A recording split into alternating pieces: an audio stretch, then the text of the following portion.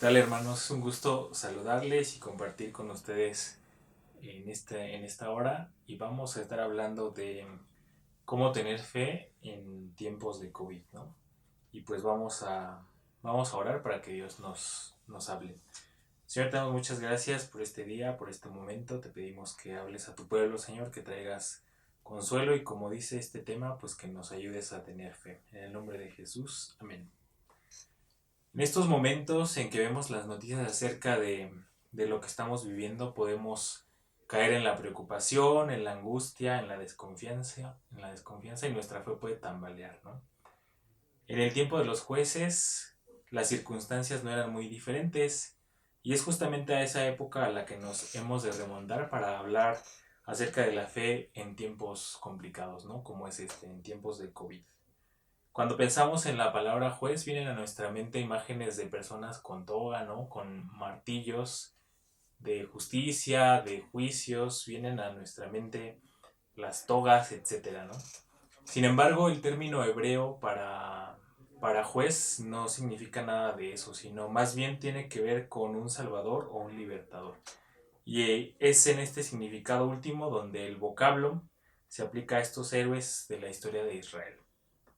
Eran tanto guerreros como gobernantes que buscaban proteger y asegurar la libertad de sus compatriotas bajo las promesas redentoras de Dios.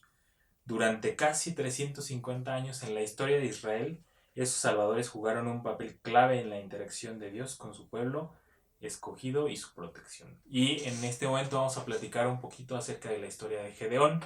Ustedes se acordarán, dice ahí en Jueces capítulo 6 y versículo 11, y vino el ángel de Jehová y se sentó debajo de la encina que está en Ofra, la cual era de Joás, Abieserita, y su hijo Gedeón estaba sacudiendo el trigo en el lagar para esconderlo de los madianitas. Entonces eso es lo primero que vemos acerca de Gedeón. Él estaba haciendo una actividad escondido, una actividad que no se tenía que hacer así, una actividad que se tenía que hacer al aire libre para que el viento se llevara la basurita del trigo, pero sin embargo él la está haciendo escondido, ¿no?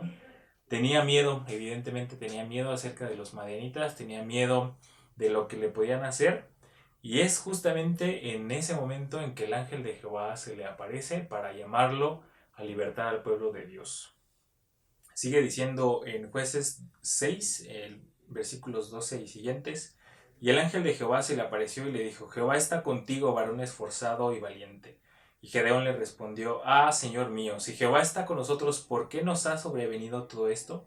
¿Y dónde están todas sus maravillas que nuestros padres nos han contado diciendo, no nos sacó Jehová de Egipto, y ahora Jehová nos ha desamparado y nos ha entregado en mano de los madianitas? Y mirándole Jehová dijo, ve con esta tu fuerza y salvarás a Israel de la mano de los madianitas. ¿No te envío yo? Entonces le respondió, Señor mío, ¿con qué salvaré yo a Israel? He aquí que mi familia es pobre en Manasés y yo el menor en la casa de mi padre. La perspectiva de Gedeón acerca de lo que Dios le estaba diciendo era bastante cuestionable. Él, por un lado, cuando el ángel lo saluda, le dice, Jehová está contigo, varón esforzado y valiente. Y entonces Gedeón dice, si Jehová está con nosotros, ¿por qué nos está yendo como nos está yendo?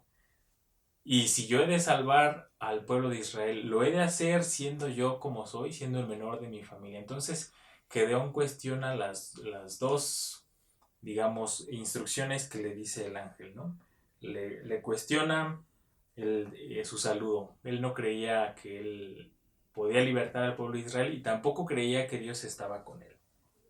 Entonces, podemos ver que Gedeón dudó. Cuando escuchó que los madianitas habían vuelto, Gedeón reunió a los hombres de Israel para luchar. En una destacada muestra de valiente voluntariado, respondieron alrededor de 32,000 guerreros. 32,000 guerreros estaban listos para ir a pelear contra los madianitas. Pero incluso con esa fuerza tan grande que reunió bajo su mando, Gedeón dudaba. Vemos cómo Dios le muestra varias cosas a Gedeón para demostrarle que él estaba hablando en serio, que iba a libertar al pueblo de Israel a través de la mano de Gedeón. Dice la Biblia que el ángel de Jehová, cuando Gedeón le ofrece que se quede a cenar con ellos, el ángel de Jehová toma su báculo en su mano, tocó la punta de la carne y los panes sin levadura y en ese momento subió fuego, ¿no? Ese es un milagro que Dios estuvo dispuesto a hacer para que Gedeón creyera. Y ese fuego consumió la carne y los panes sin levadura. Y luego el mismo ángel de Jehová le sigue diciendo a Gedeón, pasa a ti, no tengas temor, no morirás, ¿no? Le da un segundo ejemplo de que Dios está hablando en serio. Los iba a libertar por medio de él. Y finalmente, ustedes se acordarán de esa historia cuando Gedeón le dice, no te enojes conmigo, pero si he de creer en ti, haz que suceda esto. Yo voy a poner un vellón mojado y que se seque, ¿no? Y luego al revés, si Jehová Dios está dispuesto a hacerlo, en una muestra de que efectivamente los había de liberar. Aquí debemos señalar una primera lección. Aunque el Señor consintió misericordiosamente a la petición de Gedeón, no podemos decir que Gedeón estaba actuando de la forma en la que los creyentes debemos actuar. Como cristianos, nosotros no establecemos la validez de la palabra de Dios pidiéndole una confirmación, como lo hizo Gedeón, sino que vivimos según su voluntad, creyéndole y siendo obedientes a su palabra. Una vez que ha sucedido esto, viene la estrategia para salvar a Israel. Y sigue diciendo en el capítulo 7 del libro de Jueces, versículo 2, y Jehová dijo a Gedeón, el pueblo que está contigo es mucho para que yo entregue a los madianitas en su mano, no sea que se alabe Israel contra mí diciendo, mi mano me ha salvado. Entonces Dios dice, para mí 32,000 personas son demasiadas para que yo haga este milagro. Y entonces le dice, ve y pregona al pueblo y diles que quien tenga miedo y se estremezca, se regrese a su ciudad. Eso le dice Dios a Gedeón.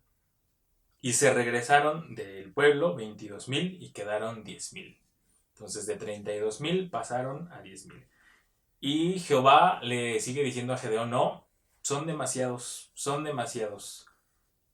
Y le dice, aún es mucho el pueblo, llévalos a las aguas y ahí te los probaré. Y del que yo te diga, vaya este contigo, irá contigo.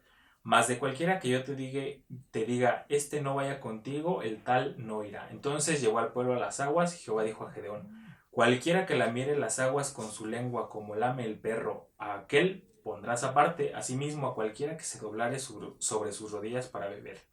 Y fue el número de los que lamieron llevando el agua con la mano a su boca 300 hombres. Y todo el resto del pueblo se dobló sobre sus rodillas para beber las aguas.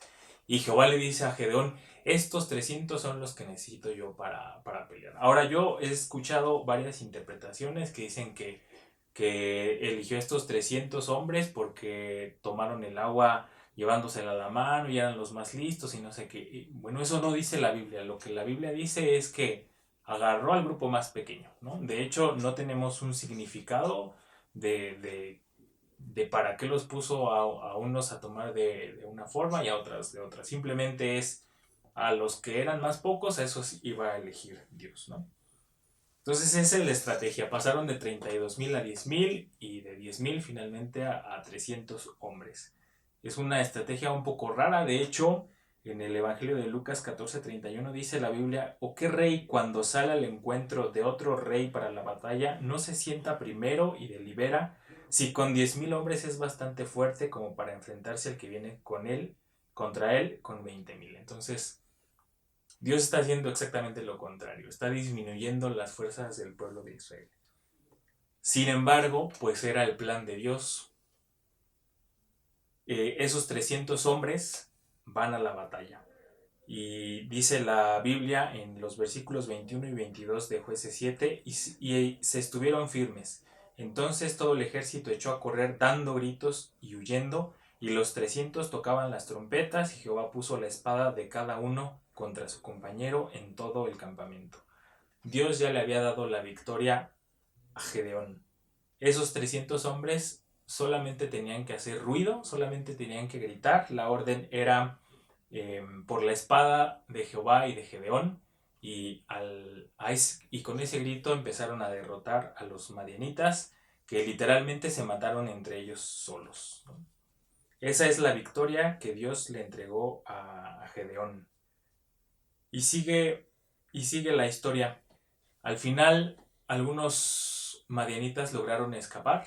Sin embargo, Gedeón persigue a los madianitas y dice la Biblia que literalmente los destierra, los expulsa de Israel de manera permanente, como Dios se lo había prometido a Gedeón. Entonces vemos cómo en medio de la duda, en medio de circunstancias complicadas, difíciles para el pueblo de Israel, podemos tener fe en Dios. Podemos tener fe en ese Dios que nos quiere dar la victoria. No importa las circunstancias que estemos pasando, no importa que estemos preocupados, que estemos en aflicción, Dios nos puede dar la victoria.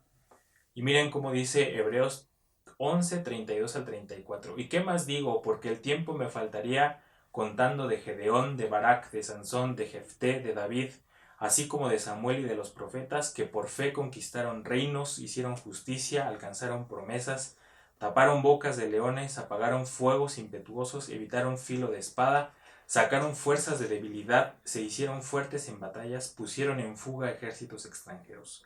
Con esta historia y con lo que vemos en Hebreos, nos podemos preguntar, ¿podemos tener fe en medio de la pandemia? ¿Dios nos puede usar en medio de nuestra debilidad? Y la respuesta contundente de parte de nuestro Dios es sí, sí podemos.